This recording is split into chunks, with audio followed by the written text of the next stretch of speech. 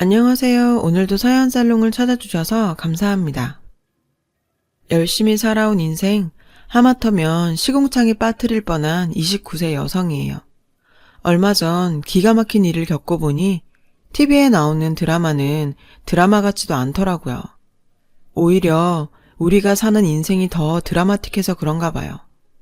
불과 한 달 전까지만 해도 저는 바쁘게 결혼 준비를 하고 있었어요. 신혼집 정리에 결혼식 답례품 준비 등등이요. 게다가 신혼여행을 떠나는 일주일간 자리를 비워야 했기에 그 전에 제가 맡고 있는 프로젝트도 마무리 지어야 했죠. 그건 남친도 마찬가지였어요. 남친과 저는 대학 동기로 늘 붙어 다니는 동기 6명 중 하나였습니다. 그렇다고 CC는 아니었어요. 1년 전까지만 해도 우린 그저 이성 사람 친구일 뿐이었으니까요. 그런데 사람 일은 모르는 거라고 MT 가서 한 이불 덮고 자도 아무 일 없던 우리가 한순간에 눈이 맞아 결혼까지 진행하게 되더라고요. 당시 저는 2년간 사귀어온 선배와 헤어진 지 얼마 안 되던 때였어요. 제가 먼저 좋아했고 사귀자는 말도 제가 먼저 했을 정도로 많이 좋아했던 사람이었어요. 그래서 늘 받기보다 해주는 게 많았고 그런 점에 대해서 조금도 억울하지는 않았어요. 그런데 지금의 남친은 그런 절 보며 늘 답답해했죠. 지영아, 너 그렇게 남자한테 해주기만 하면 안 돼. 너 나중에 진짜 후회한다. 남자는 남자가 보면 딱 알아. 충현 선배는 정말 아니야. 너 그러다 정말 상처받아. 절 볼 때마다 선배와 헤어지라고 노래를 불러댔어요. 야, 네가 뭘 안다고 그딴 소리래. 남 걱정하지 말고 니나 잘해. 맨날 여자들한테 호구나 잡히는 주제에 어따 대고 훈계질이야. 내 연애는 내가 알아서 할 테니까 신경 끄셔. 자꾸 이러면 나도 안 본다.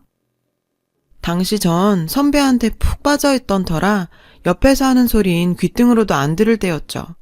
그러니 절 볼 때마다 선배와 헤어지라는 친구 말이 귀에 들어왔겠어요. 오히려 그 말이 듣기 싫어서 한참 동안 연락을 끊고 살았어요.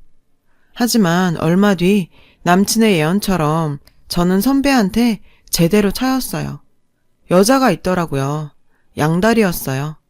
근데 기가 막힌 건 그 여자 앞에서 자긴 저랑 사귄 적이 없다고 거짓말을 하는 거예요. 제가 혼자 좋다고 쫓아다닌 거라며 통화 목록을 들이대면서 자기가 먼저 전화한 적은 단 한 번도 없다고 믿어달라고 말이죠. 처음엔 선배 말을 안 믿던 상대 여자는 통화 목록을 보고는 선배 말을 믿는 눈치였어요. 그렇게 저는 2년간 혼신을 다해 사랑했던 남자와 그의 새 애인 앞에서 스토커가 돼버렸죠. 어찌나 비참하고 창피하던지 그날 이후 전 사람들과 모든 연락을 끊고 회사와 집만 오갔어요. 동기들 연락도 당연히 차단을 하면서요. 그러던 어느 날이었어요. 누가 요란하게 초인종을 눌러댔어요. 방범창을 통해 내다보니 문 앞에 남친이 서 있더군요. 어디서 싸웠는지 얼굴은 엉망이 돼선 손에는 캔맥주가 가득 담긴 비닐봉지를 들고선 말이에요. 멀쩡한 얼굴이었다면 문을 안 열었겠지만 그런 몰골로 찾아온 친구를 내칠 순 없었어요. 꼴이 그게 뭐냐? 누구랑 싸웠냐? 남친은 그냥 기분이 꿀꿀해서 지나가는 사람이랑 말싸움을 하다 주먹다짐까지 갔다고 하더라고요. 그 말을 믿은 건 아니지만 더 묻지도 않았어요. 제 손톱 밑에 가시가 더 아팠던 때라 솔직히 궁금하지 않았거든요. 그날 우린 코가 삐뚤어지도록 진탕 마셔댔고 결국 저는 참았던 서름이 폭발해 콧물 눈물 다 빼며 신세 한탄을 하다가 바닥에 몇 번이나 오바이트를 하고는 침대에 올라가 잠이 들었어요. 다음날 눈을 떴을 때 온 집안에 가득한 오바이트 냄새와 그걸 치운 흔적들, 그리고 방바닥에서 새우잠을 자고 있는 남친을 발견하곤 정말 쥐구멍에라도 들어가고 싶은 심정이었죠. 잠시 뒤 잠에서 깬 남친은 아무 일 없다는 듯 해장용 라면을 끓여주더군요. 마치 자기가 집주인인 것처럼 말이에요. 그날 저는 라면이 입으로 들어가는지 코로 들어가는지 모를 정도로 쪽팔려서 죽을 뻔했어요. 그리고 얼마 뒤 대학 동기를 통해서 제가 사귀었던 선배와 남친이 싸웠다는 얘기를 들었어요. 남친은 선배 집에 찾아가선 저한테 사과하라고 소리쳤고 여자 앞이라 끝까지 시치미를 떼는 선배한테 주먹을 날렸대요. 싸움도 못하는 주제에 말이죠. 결국 맞기는 남친이 훨씬 많이 맞았지만 그래도 남친 덕분에 제가 스토커가 아니었다는 사실이 밝혀져서 선배는 여친한테 차였다더군요. 그날 남친 얼굴의 상처는 그렇게 만들어진 거였어요.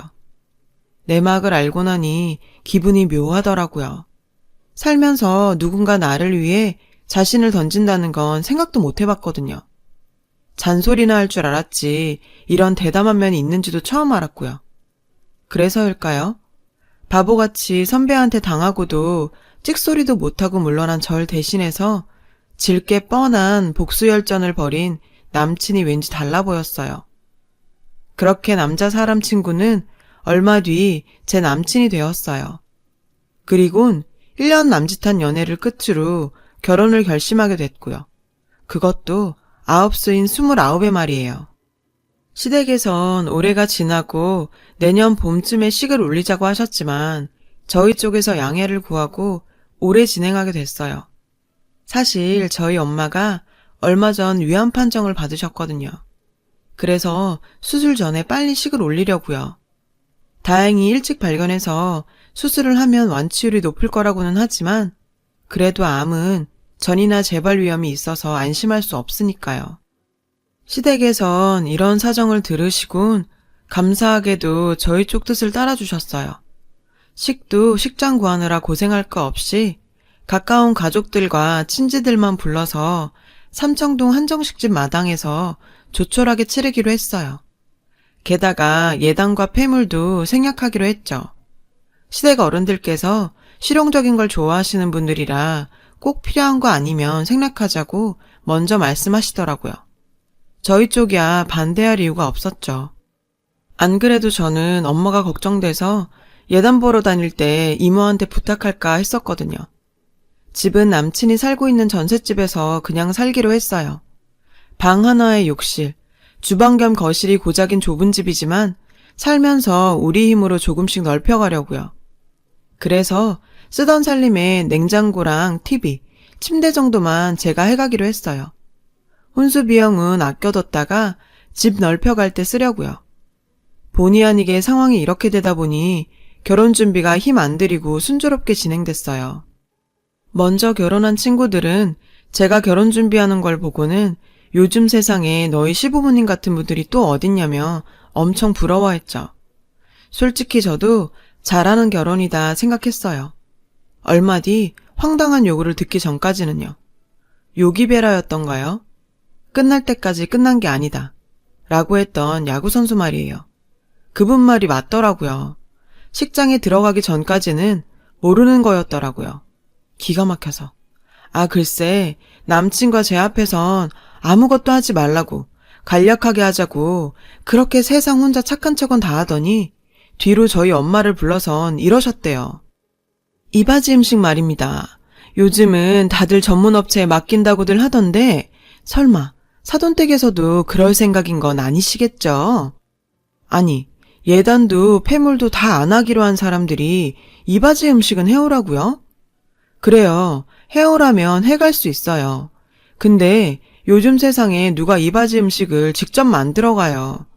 제 친구들만 해도 다들 유명하다는 이바지 음식 업체 찾아가 준비해 갔거든요. 게다가 저희 엄마 몸 상태를 아시는 분이 어떻게 이럴 수가 있어요? 그런데 어머님이 선수 쳐서 그렇게 나오시니 저희 엄마로서도 선뜻 안 한다고 말할 수가 없게 된 거죠. 그래서 솜씨는 없지만 정성껏 해서 보내드리겠습니다. 라고 했더니 글쎄 뭐라는 줄 알아요? 저 기왕 이바지 음식 만드실 거 차라리 제사 음식으로 보내주시면 안 될까요? 사실 애들 돌아오는 그날이 저희 집 제사거든요. 이바지 음식에 제사 음식까지 그걸 누가 다 먹습니까? 그건 음식 낭비 아니겠어요? 그렇다고 제사 음식을 안 할 수도 없고 뺀다면 이바지 음식을 빼야겠죠? 그러니 제사 음식으로 부탁 좀 드릴게요, 사돈. 그렇게 해주실 거죠? 집에 돌아온 엄마를 통해 그 말을 전해들은 저는 기가 막혀서 말도 안 나왔어요. 암에 걸린 저희 엄마한테 뭐가 어쩌고 어째요? 뭐? 엄마 보고 자기 집 제사 음식을 하라고? 완전 미친 거 아니야?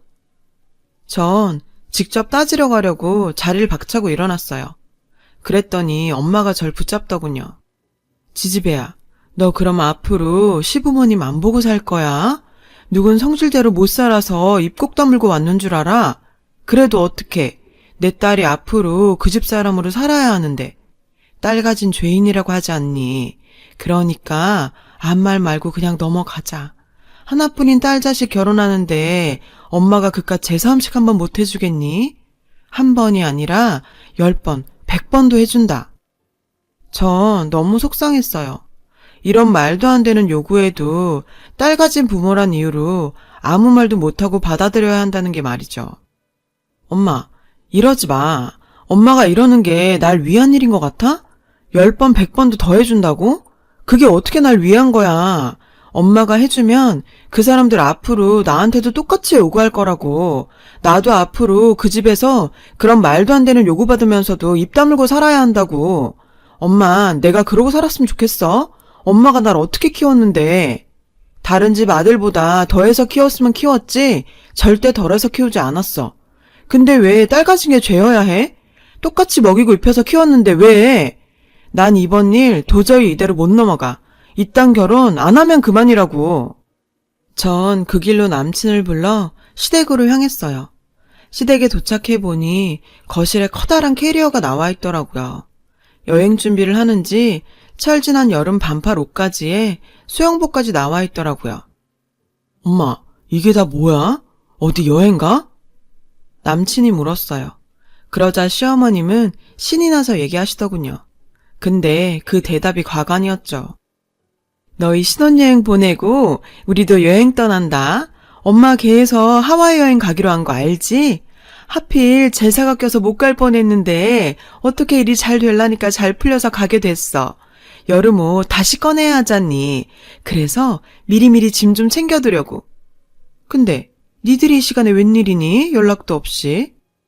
그러니까 저희 엄마한테 자기 집 제사 음식 떠넘기고 자기들은 하와이 여행을 떠나려던 거였어요.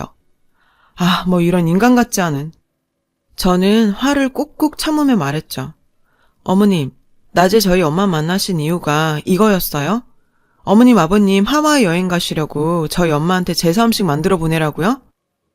제 말에 남친은 깜짝 놀라더군요. 시부모님 역시 화들짝 놀라셨죠. 시아버님은 제 눈치를 살피더니 은근슬쩍 자리에서 일어나셨죠. 시어머니는 서둘러 말을 돌리셨고요. 얘, 결혼 앞둔 애가 피부가 이게 뭐니? 안 되겠다. 내일 나랑 샵에 가서 피부 관리 좀 받자꾸나. 엄마, 이게 무슨 소리야? 엄마가 정말 장모님한테 제사 음식 해오시라고 했어? 그런 거야? 말해봐. 그랬냐고. 남친은 얼굴이 발갛게 달아올라선 소리쳤어요. 반면 시부모님들은 그게 무슨 문제라도 되냐는 듯 뻔뻔하게 나오셨죠. 이놈의 자식이? 어디서 엄마한테 큰 소리야? 내가 널 그렇게 가르쳤냐? 버르장머리 없는 놈 같으니라고. 아버님은 오히려 남친을 나무라셨어요. 아버지도 알고 계셨구나? 어떻게 이래요, 어떻게. 다른 사람도 아니고 내 부모가 어떻게 이런 짓을 하냐고. 우리가 뭐? 무슨 죄라도 지었어? 어차피 할 음식 우리가 원하는 걸로 해달라는데 뭐가 문제야? 그리고 안사돈도 그렇다. 내 앞에선 찍소리도 없고 앉아있다가 딸한테 가서 그대로 일러바쳐? 아, 세상에. 우리가 누구 때문에 9세 아들 혼인까지 하게 됐는데 우리 말대로 내년 봄에 씩 올렸으면 하와이 여행 가는 것도 제사랑 안 겹쳤을 거다. 성질나는 거 꾹 참고 있으니까 정말 사람이 염치가 있어야지, 염치가. 어머님, 말씀이 심하시네요. 찍소리도 안 한다뇨. 그리고 염치가 없다고요? 지금 그 말을 우리 엄마한테 하실 처지세요? 그래요. 저희 집 사정 때문에 겨울에 씩 올리게 된 거 정말 죄송해요. 하지만 어른이시라면 이러시면 안 되죠. 다른 이유도 아니고 저희 엄마가 암 걸려서 그렇다고 다 설명드렸는데 어떻게 암 환자한테 제사 음식을 만들어 오라고 시킬 수가 있어요? 그것도 사돈지간에요. 100번 1000번 양보해서 몸 성한 사람이면 그럴 수도 있다 쳐요. 근데 저희 엄마는 아니잖아요. 그리고요, 어머님도 여자잖아요. 어느 집 귀한 딸이잖아요. 그럼 딸 가진 부모 마음 아실 거 아니에요. 혹시라도 내가 잘못하면 내 딸이 시댁에서 미움받을까봐 싫어도 싫다고 말 못하고 그저 고개부터 숙이는 친정엄마 마음 모르세요? 왜 알면서 모른 척 하세요? 여자의 적은 여자가 아니어야죠. 팔짱 끼고 서서 절 노려보시던 시어머님은 제 말이 끝나기가 무섭게 소리치셨어요. 싫으면 관둬. 아주 상전납셨네. 며느리 무서워 어디 시애미가 너한테 심부름이나 시키겠니? 보자보자니까 어디서 시애미를 가르치려 들어? 그리고 난 아들만 낳아서 니네 엄마처럼 딸 가진 엄마 마음 모른다. 그걸 왜 내가 알아야 되니? 네 엄마 보고 억울하면 지금이라도 아들 낳아 키우라 그래. 자기 부모의 모습에 충격을 받은 남친은 고개를 숙였어요. 그리고는 나직하게 말을 이어갔죠. 그럴 필요가 있을까요? 연세도 있으신데 아들을 낳아서 언제 엄마처럼 유세 떨면 살아요? 그래도 뭐 잘 됐네요.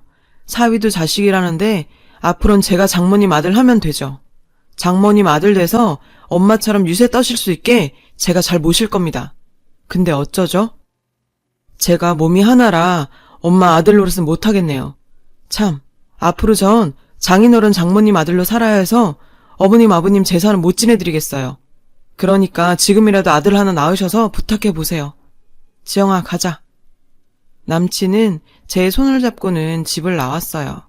그리고는 가는 내내 제 손을 꼭 잡고는 미안하다고 오늘 일은 부모님을 대신해 평생 사죄하며 살겠다고 하더군요.